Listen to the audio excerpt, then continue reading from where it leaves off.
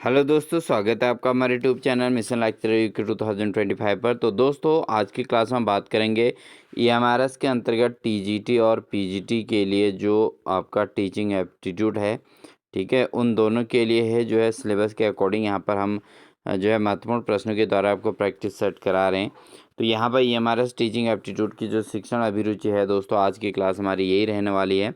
तो बिना स्किप किए पूरी क्लास को जरूर वॉच कीजिएगा। इंपॉर्टेंट प्रश्न है दोस्तों और बहुत तेज़ी से हम इनको सॉल्व करने वाले हैं।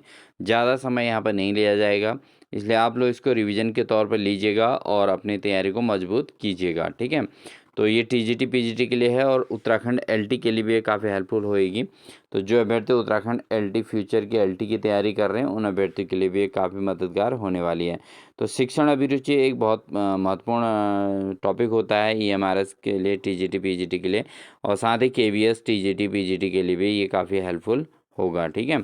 तो बिना स्किप किए पूरी क्लास को जरूर वॉच कीजिएगा। तो से चैनल पर नए हैं तो चैनल को सब्सक्राइब भी कर लीजिएगा। तो लेते हैं दोस्तों पहला क्वेश्चन, शिक्षण का मुख्य उद्देश्य क्या होता है। तो शिक्षण का मुख्य उद्देश्य परीक्षा पास कराना, ज्ञान कराना, या विद्यार्थी के सर्वांगीण विकास को प्रोत्साहित करना, या केवल अनुशासन बनाए रखना।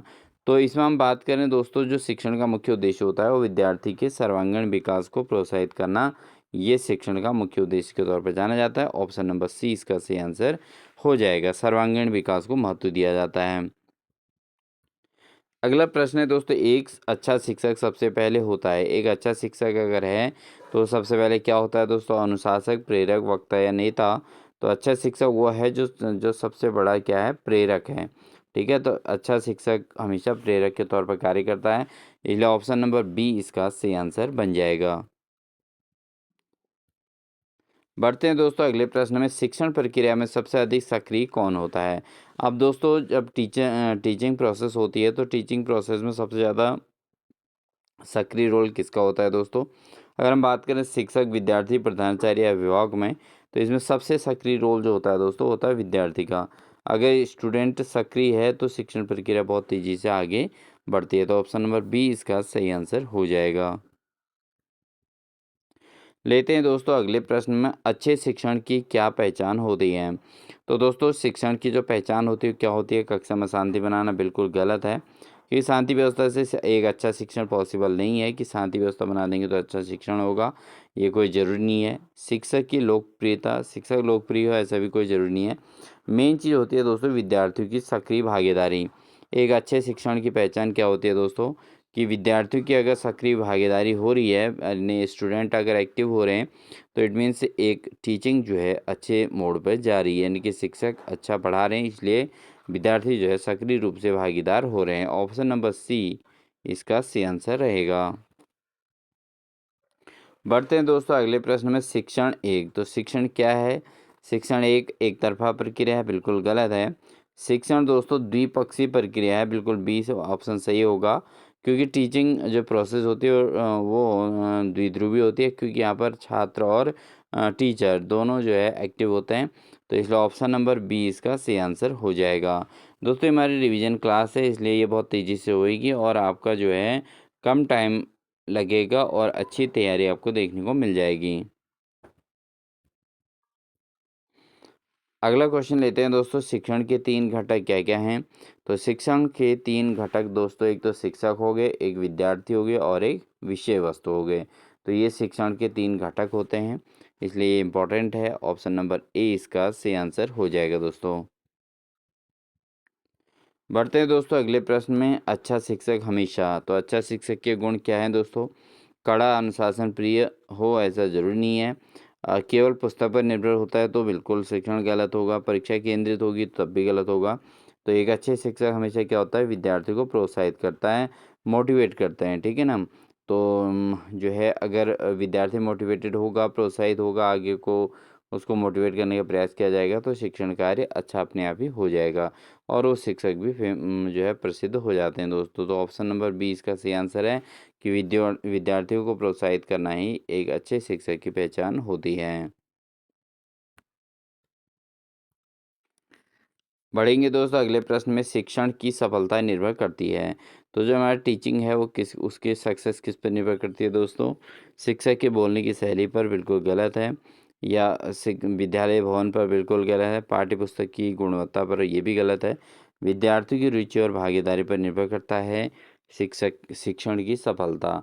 यानी कि एक अच्छा शिक्षण होगा ये किस पर निर्भर करेगा कि बच्चों के अंदर भी रुचि होनी चाहिए और वो लगातार उसमें भागीदारी उत्पन्न करें। ठीक है ना? तो ऑप्शन नंबर बी इसका सही आंसर हो जाएगा। अगला प्रश्न है दोस्तों, कक्षा में अनुशासन बनाए रखने का सर्वोत्तम तरीका क्या है? तो कक्षा में अनुशासन बनाए रखने का जो सबसे अच्छा तरीका है दोस्तों, विद्यार्थियों को दंड देना बिल्कुल गलत है। विद्यार्थियों से मित्रवत व्यवहार करना, यानी कि बच्चों के प्रति जो अगर मित्रवत व्यवहार रख दिया तो अनुशासन अपने आप ही हो जाएगा दोस्तों। तो ऑप्शन नंबर बी इसका सही आंसर बनेगा। बढ़ते हैं दोस्तों अगले प्रश्न में, शिक्षक का सबसे बड़ा गुण क्या है? तो शिक्षक का सबसे बड़ा गुण क्या है? कठोरता बिल्कुल गलत है। शिक्षक के अंदर क्या होनी चाहिए दोस्तों? सहनशीलता होनी चाहिए। तो सहनशीलता का गुण शिक्षक का सबसे बड़ा गुण है, इसलिए ऑप्शन नंबर बी इसका सही आंसर हो जाएगा। अगला क्वेश्चन है, शिक्षण एक कला भी है और, तो शिक्षण क्या है दोस्तों? कला भी है, ये बात तो बिल्कुल सही है। शिक्षण एक प्रकार का विज्ञान भी है दोस्तों। क्या है? शिक्षण एक प्रकार का विज्ञान है। तो शिक्षण जो है कला और विज्ञान दोनों होता है। तो ऑप्शन नंबर ए इसका सही आंसर हो जाएगा। शिक्षण क्या है दोस्तों? कला भी है और विज्ञान भी है। अगला प्रश्न है दोस्तों, शिक्षण की सफलता का मापदंड क्या है? यानी कि एक शिक्षक के द्वारा अच्छा शिक्षण किया गया है, इसकी सफलता का मापदंड क्या है दोस्तों? वह है विद्यार्थी का व्यवहार में परिवर्तन। अगर बच्चे के व्यवहार में परिवर्तन कर दिया तो इसका मतलब शिक्षक सफल है, यानी कि शिक्षण कार्य सफलतापूर्वक हुआ है। इसी से पता चलता है। अगर विद्यार्थी अच्छे अंक ला रहा है तो ये कोई मापदंड नहीं है। परीक्षा परिणाम भी कोई मापदंड नहीं है, उपस्थिति भी कोई वो नहीं है। विद्यार्थी के व्यवहार में परिवर्तन ही शिक्षण की सफलता का मापदंड के तौर पे जाना जाता है, इसलिए ऑप्शन नंबर बी इसका सही आंसर हो जाएगा। अगला प्रश्न है, एक प्रभावी शिक्षक कक्षा में क्या करता है? तो एक शिक्षक जो प्रभावी होता है दोस्तों कक्षा में क्या करता है? केवल व्याख्यान करता है, बिल्कुल गलत है। विद्यार्थियों से संवाद स्थापित करता है। तो एक प्रभावी शिक्षक का क्या गुण है दोस्तों?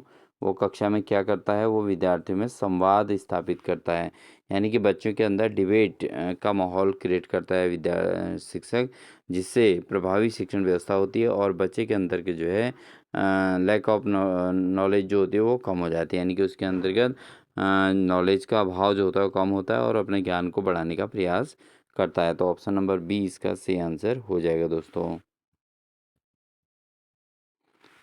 अगला क्वेश्चन है दोस्तों, शिक्षण का प्रथम चरण क्या होता है? तो शिक्षण का जो प्रथम चरण है वो क्या है दोस्तों? सबसे पहले टीचिंग के लिए क्या करना पड़ता है? योजना बनानी पड़ती है, यानी कि प्लानिंग, टीचिंग प्लान बनाया जाता है। तो शिक्षण का जो प्रथम चरण है दोस्तों वो होता है योजना को बनाना। तो ऑप्शन नंबर ए इसका सही आंसर हो जाएगा। अगला प्रश्न है दोस्तों, विद्यार्थी के मनोविज्ञान का ज्ञान शिक्षकों को, यानी कि विद्यार्थी के अंदर जो मनोविज्ञान का ज्ञान होता है वो शिक्षक को क्या करता है दोस्तों? ऑप्शन है विद्यार्थी को दंड देने में मदद करता है, बिल्कुल गलत है। शिक्षण को प्रभावी बनाने में मदद करता है। तो विद्यार्थियों के अंदर के जो मनोविज्ञान का ज्ञान होता है दोस्तों वो शिक्षण को प्रभावी बनाने में हेल्प करता है, इसलिए ऑप्शन नंबर बी इसका सही आंसर हो जाएगा। अगला प्रश्न है, कक्षा शिक्षण का सर्वश्रेष्ठ माध्यम क्या है? तो कक्षा शिक्षण का जो सर्वश्रेष्ठ माध्यम है दोस्तों, ऑप्शन है मौखिक पद्धति, बिल्कुल गलत। दृश्य श्रव्य साधन। तो कक्षा शिक्षण का जो सर्वश्रेष्ठ माध्यम है वो है दृश्य श्रव्य साधन, यानी कि ऑडियो विजुअल एड्स। ठीक है दोस्तों। तो जो है ऑडियो विजुअल एड्स जो होते हैं, तो ए वी एड्स, ठीक है दोस्तों, ये जो होते हैं ऑडियो विजुअल एड्स जो होते हैं ये शिक्षण को स जो है सर्वश्रेष्ठ माध्यम बनाते हैं और इनको टीएलएम भी कहा जा सकता है। टीएलएम के तौर पे भी इनको यूज़ कर सकते हैं दोस्तों। ठीक है। अगला प्रश्न है दोस्तों, फीडबैक यानी प्रतिक्रिया का क्या अर्थ है? तो प्रतिक्रिया क्या चीज़ होती है? शिक्षक की टिप्पणी या विद्यार्थी की प्रतिक्रिया, पुनः परीक्षा या मूल्यांकन। तो फीडबैक का मतलब होता है विद्यार्थी की ओर से जो प्रतिक्रिया दी जा रही है उसको फीडबैक कहा जाता है, इसलिए ऑप्शन नंबर बी इसका सही आंसर हो जाएगा। अगला प्रश्न है दोस्तों, शिक्षक का सर्वोच्च उद्देश्य क्या है? तो एक शिक्षक का सर्वोच्च उद्देश्य क्या हो सकता है दोस्तों? ऑप्शन है विद्यार्थी में नैतिक मूल्य विकसित करना, उच्च अंक दिलाना, गृह कार्य करवाना या प्रतियोगी परीक्षा की तैयारी करवाना। तो जो एक शिक्षक का सर्वोच्च उद्देश्य होता है दोस्तों, वो होता है विद्यार्थी में नैतिक मूल्य विकसित करना। तो एक टीचर का जो उद्देश्य होता है, अपने छात्र के अंदर एक मॉरल वैल्यूज डेवलप करना, यानी कि नैतिक मूल्यों का विकास करना। इसलिए ऑप्शन नंबर ए इसका सही आंसर हो जाएगा।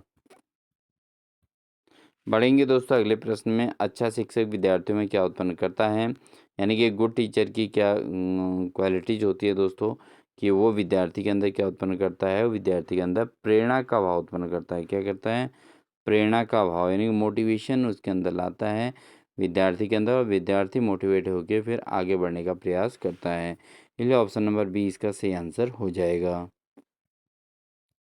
बढ़ेंगे दोस्तों अगले प्रश्न में, शिक्षक को पढ़ाने से पहले क्या करना चाहिए?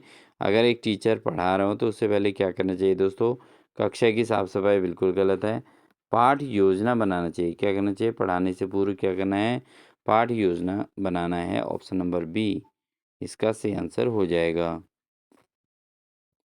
अगला प्रश्न है दोस्तों, कक्षा में प्रश्न पूछने का उद्देश्य है। तो कक्षा में अगर प्रश्न पूछने का क्या उद्देश्य होता है दोस्तों? समय व्यतीत करना बिल्कुल गलत है। विद्यार्थी की समझ की जांच करना। अगर प्रश्न पूछने का जो टारगेट होता है दोस्तों, कि अगर कक्षा में प्रश्न पूछ रहे हो तो इट मीन्स ये क्या है? विद्यार्थी की समझ की जांच करना। तो ऑप्शन नंबर बी इसका सही आंसर हो जाएगा। अगला प्रश्न है, शिक्षण की प्रक्रिया का अंतिम चरण क्या है? तो शिक्षण की प्रक्रिया का जो अंतिम चरण है दोस्तों, वह है मूल्यांकन। तो शिक्षण की प्रक्रिया में सबसे लास्ट में होता है दोस्तों मूल्यांकन कार्य। इसलिए ऑप्शन नंबर बी इसका सही आंसर हो जाएगा। नेक्स्ट है दोस्तों, अच्छे शिक्षण का आधार क्या है? एक गुड टीचिंग का जो बेस होता है दोस्तों, पाठ्यक्रम बिल्कुल गलत।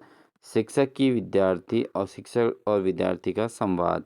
अगर शिक्षक और विद्यार्थी के बीच आपसी संवाद हो रहा है, यानी कि आपस में एक दूसरे क्वेश्चन आंसरिंग कर रहे हैं, तो एक अच्छे शिक्षण का आधार माना जा सकता है। तो ऑप्शन नंबर बी सही आंसर होगा, क्योंकि जो टीचिंग लर्निंग प्रोसेस है दोस्तों, वो बिना संवाद के बेस्ट नहीं हो सकती। तो इसलिए जहाँ पर संवाद वाला आएगा तो टर्निंग पॉइंट है, इस चीज़ को आप ध्यान रखें। तो यहाँ पर जो है एक अच्छे शिक्षण का आधार होता है। अगला प्रश्न है दोस्तों, शिक्षक को विद्यार्थियों की गलतियों पर। अब देखो, एक विद्यार्थी अगर उसकी गलतियाँ हो रही हैं तो शिक्षक को क्या करना चाहिए? उन्हें सुधारने का अवसर देना चाहिए, यानी कि सीधे दंडित नहीं करना है, क्रोधित नहीं होना है, और तुरंत दंड नहीं देना है, अनदेखा भी नहीं करना है। तो विद्यार्थी को क्या देना चाहिए? अपने उसे सुधारने का अवसर देना चाहिए। इसलिए ऑप्शन नंबर बी इसका सही आंसर हो जाएगा दोस्तों। अगला प्रश्न है, शिक्षण अभिरुचि का तात्पर्य क्या है दोस्तों? अब जो हम टीचिंग एप्टीट्यूड बार बार कह रहे हैं, इसका मतलब क्या होता है दोस्तों? ये होता है सीखने में रुचि। अभिरुचि का मतलब सीखने की रुचि। तो शिक्षण अभिरुचि का मतलब है सिखाने में रुचि। ठीक है, जैसे बच्चे के अंदर शिक्षण की अभिरुचि होती है, सीखने की अभिरुचि, ऐसी ही शिक्षण अभिरुचि का मतलब है सिखाने में रुचि। ठीक है, तो ऑप्शन नंबर बी इसका सही आंसर हो जाएगा। अगला प्रश्न है, शिक्षा का अर्थ जीवन की तैयारी नहीं बल्कि स्वयं जीना है। स्वयं जीवन है, यह किसने कहा था? तो शिक्षा का अर्थ ऐसे नहीं कि जीवन की तैयारी नहीं करना है, बल्कि स्वयं जीवन है, शिक्षा स्वयं में एक जीवन है। तो ये किसने कहा था दोस्तों? ये कहा था जॉन डीवी ने। ठीक है, कि शिक्षा का अर्थ जीवन की तैयारी नहीं बल्कि स्वयं एक अपने आप में एक जीवन है। तो जॉन डीवी ने बात कही थी दोस्तों। ऑप्शन नंबर बी इसका सही आंसर हो जाएगा। अगला प्रश्न है दोस्तों, आदर्श शिक्षक की पहचान क्या है? यानी एक टीचर आइडल कब कहलाता है? जो विद्यार्थी को प्रेरित करे। बिल्कुल बात सही है, टीचर वही सबसे बेस्ट है जो बच्चों को आगे बढ़ने के लिए प्रेरित कर सके। अगला प्रश्न है दोस्तों, सहानुभूति किस शिक्षक का गुण है? यानी कि सहानुभूति किस प्रकार के शिक्षक में हो सकता है? तो ये होती है दोस्तों प्रभावी शिक्षक में। यानी कि जो शिक्षक जितना प्रभावी होगा उसके अंदर उतनी ही सहानुभूति होती है दोस्तों। ठीक है, तो ऑप्शन नंबर बी इसका सही आंसर होगा। कठोर शिक्षा बिल्कुल नहीं कर सकता, सहानुभूति भावनात्मक शिक्षा भी नहीं कर सकता, असंवेदनशील भी नहीं कर सकता। सहानुभूति किस शिक्षक का गुण है? वह एक प्रभावी शिक्षक का गुण है। अगला प्रश्न है दोस्तों, शिक्षण के प्रभाव का पता कैसे चलता है? यानी कि शिक्षण प्रभावी हो रहा है नहीं हो रहा है, ये कैसे पता चलता है? ये पता चलता है दोस्तों व्यवहार में परिवर्तन से। अगर विद्यार्थी के व्यवहार में परिवर्तन हो गया तो समझ लीजिए शिक्षण प्रभावी हो रहा है, अन्यथा की स्थिति में शिक्षण प्रभावी नहीं हो रहा है। नेक्स्ट क्वेश्चन है दोस्तों, गुरु गोविंद दो खड़े पंक्ति में शिक्षक का कौन सा गुण झलकता है? तो गुरु गोविंद दो खड़े पंक्ति में जो शिक्षक का गुण है दोस्तों, वह है ईश्वर से भी ऊंचा स्थान।